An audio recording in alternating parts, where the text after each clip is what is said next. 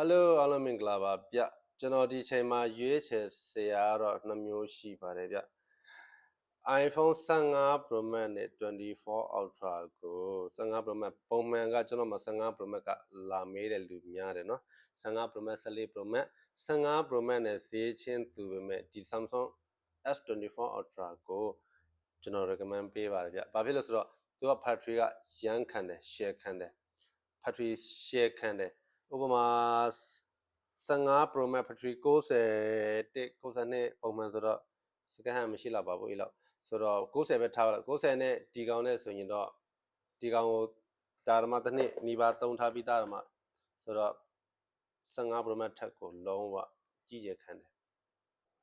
Okay စလိုက်ကြမယ်နော် Okay ဒီကောင်က24 Ultra 256 GB ပါ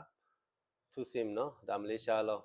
ဒီကောင်ကတော့အမခံ2025ဒီဇင်ဘာ4ရက်နေ့ထိရှိမယ်ဗျ Okay ဒီကောင်ဆရာတော့3000နီးပါးလောက်ရှိမယ်တစ်လုံး Okay ဒီကောင်ကတော့အမခံ17လကျန်မယ်2026ထိရှိမယ်ဒီကောင်ကတော့ဆရာတော့3000ကျော်မယ်ဒီကောင်ကတော့တွင်ရ booking ထားပြီးသားဆိုတော့ကျွန်တော်ကစက်တမမတ်ကိုဒါနှလုံးစလုံးကိုလာရိုက်ပြပေးတာပါဗျလောက်ဆရာတော့တစ်လုံးရှိပါတယ်နော်ဥတူယူပါ24 Ultra battery လုံးဝ share ခံဒါတော့မှဒါတော့ glass ကတ်ထားပါတယ်ဒါတော့ glass ကွဲတာမဟုတ်ဘူးเนาะသူက cover တင်တာဒါတော့ဘာမှမကတ်ထားဘူးဆိုတော့လုံးဝလှတယ်ဗျကျွတ်စိန်ပုံစံနာစာလုံးဝမရှိဘူး69%ရှိမယ်ဗျဘိုးပစ္စည်းဆောင်ရမယ်ယူမယ်ဆိုကျွန်တော်ဆက်သွယ်ပေးပါ bye bye